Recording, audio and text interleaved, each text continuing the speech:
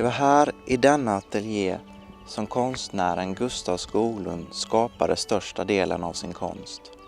Här fick han i lugn och ro utveckla sitt måleri till det vi kan se idag. Just nu pågår här en utställning som tar oss tillbaks till Gustavs måleri och utveckling under 60-talet. Men innan vi går in, vem var egentligen Gustav? Och hur hamnade han här i Söndrum?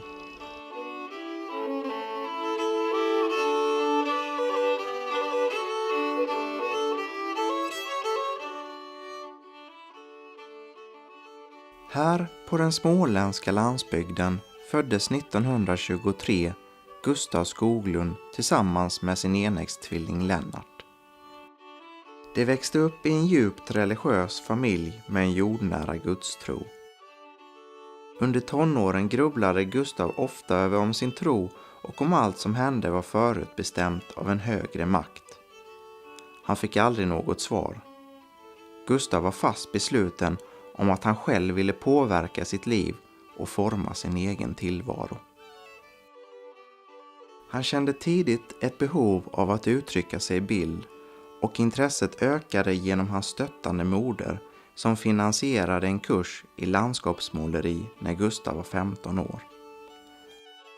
Han umgicks nu mer och mer med likasinnade och tillsammans såg de utställningar och diskuterade konst, måleri och frågan om existens. Modern, som en längre tid varit sjuk i reumatism, dog när Gustav var 19 år. Fadern var bedrövad och andra världskriget hade brutit ut. Det var en påfrestande tid med oro och ovisshet inför framtiden. Gustav ville bort. Han ville också flytta till Stockholm och studera som sina likasinnade kompisar. Hösten 1943, 20 år gammal, har Gustav sparat ihop pengar så han kan ta sig till Stockholm. Han börjar jobba på en budcentral och söker inträde på Otto Skölds målarskola. Men han kommer för sent. Höstterminen har redan börjat och kursen är fulltecknad. Han får dock tipset om en målarskola i Gamlestan där han går under hösten, men till julen är alla pengarna slut och han tvingas åka hem till Småland. Gustav har dock ytterligare befäst tron på en konstnärlig framtid. I några år lever Gustav ett kringflackande liv på grund av militärtjänst och ströjobb. Men så träffar han Ingmarie, 17 år. De blir djupt förälskade och 3 år senare gifter de sig samtidigt som de väntar sitt första barn. Det blir en son. De lovar att hjälpa varandra och inte stå i vägen för varandras drömmar. Medan Ingmarie läser till lärare fortsätter Gustav sitt måleri, samtidigt som han jobbar på en fabrik för att familjen ska klara ekonomin. På senhösten 1953 gör Gustav och hans kollega en resa som går genom Frankrike ner till Spanien. De målar intensivt och besöker alla stora konstmuseum. Resan ger bestående intryck hos Gustav, som nu börjar måla på heltid. Lagom till våren tar Ingmarie lärarexamen och får en tjänst i Halmstad. Familjen flyttar dit och hyr ett hus i Söndrum. De känner det funnit den mest underbara plats nära havet och naturen. Gustav blir mer och mer uppmärksammad i Halmstad och börjar ställa ut sina målningar på olika platser i den nya staden. Ingmarie föder deras andra son samtidigt som de tvingas lämna huset i Söndrum.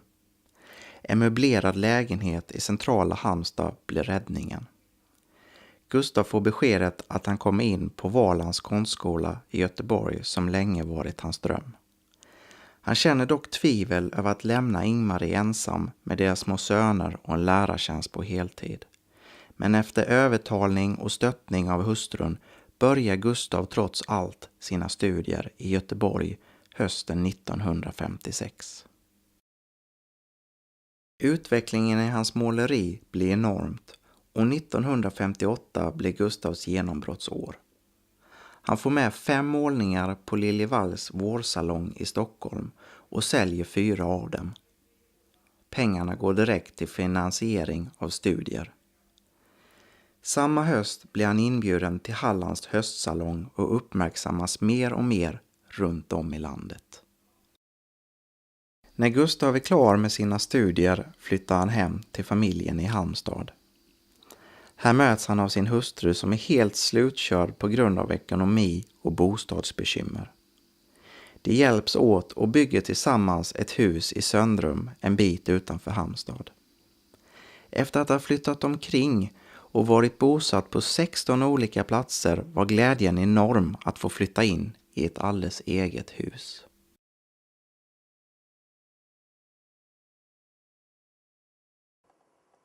Det är här och nu Gustavs måleri tar fart och börjar utvecklas mer markant. Det börjar bli dags för oss att ta del av konstnärens figurer och former från 60-talet. När jag kommer in möts jag av en öppen ljus atmosfär. Efter att ha följt Gustavs måleri på senare år ser jag genast att konsten skiljer sig. Det är starka färger och hårda kontraster. Det andas verkligen 60-tal här inne. Efter ett tag får jag syn på något som känns mer bekant med Gustavs måleri idag. Tavlan på stafflit. Ingmarie berättar att det var Gustavs sista verk som aldrig blev klart. Det får helt enkelt stå kvar orörd som ett minne, säger hon. Jag blir nyfiken och frågar hur själva idén uppkom med att ha en 60-talsutställning. Ja, det var ju så att Gustav hade en idé om att ordna utställningar under olika tidsperioder. Och då fullföljer jag den idén.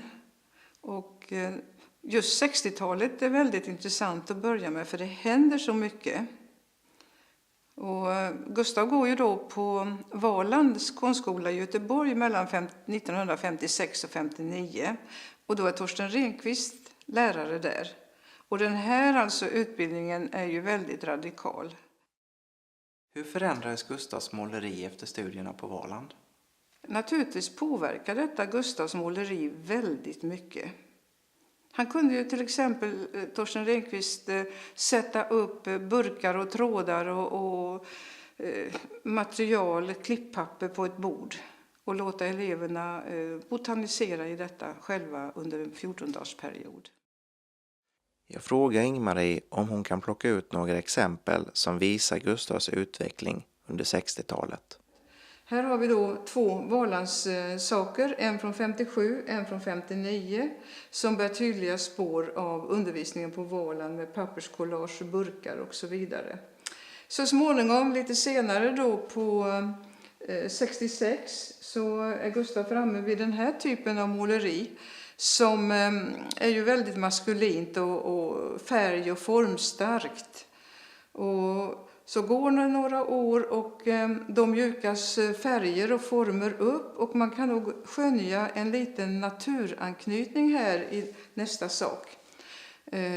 Och i den senare saken här från 69 då är naturanknytningen väldigt påtaglig för nu kan man skönja en trädgård med vallmo och riddarsporrar och murar och så vidare. Efter att vi hjälps åt att hänga tillbaks tavlorna på sina platser i utställningen måste jag avslutningsvis fråga hur Gustavs måleri såg ut på senare år. Om han nu på denna 60-talsutställning verkar väldigt maskulin i sitt måleri och så kan man ju säga att på senare tid så har han väl mer och mer gått över till en mera mjuk, lyrisk, poetisk bildsyn. Och det är ju aldrig någon avmålning han gör på några landskap utan det är helt enkelt en tolkning, en själens spegel. Hela tiden försökte han ju att målmedvetet söka ett uttryck i bilden som han var nöjd med. Men han satt inte ute i naturen och målade. Han gjorde lite skisser där det kunde stå antecknade en färg på skissblocket. Till exempel Caput Mortum eller någonting sånt där konstigt. Och sen så bar han ju, och så var det några streck alltså. Och det här gav ju upphov då till att skapa en bild. Och då satt han ju ofta på kvällen framför en stor vit duk och tog några kolsträck och la upp en liten skiss, ett litet skelett så att säga, sov på saken. Kom tillbaka dagen därpå och jobbade hela förmiddagen med att fortsätta och skissa. Och så småningom så var det dags då att lägga på färger, och det var ju olika lasyrer, lager på lager alltså. Jobbade han sig målmedvetet fram tills han kände att det började fungera. Själva bilden började fungera.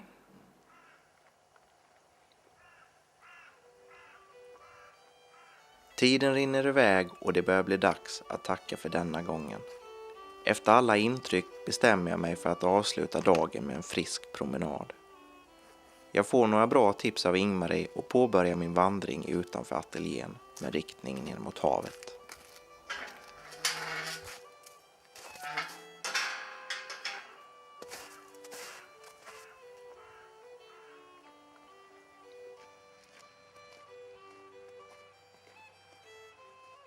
Här ges verkligen möjlighet att koppla av och sortera sina tankar. Jag förstår mer och mer varför Gustav valde att bo här vid kusten.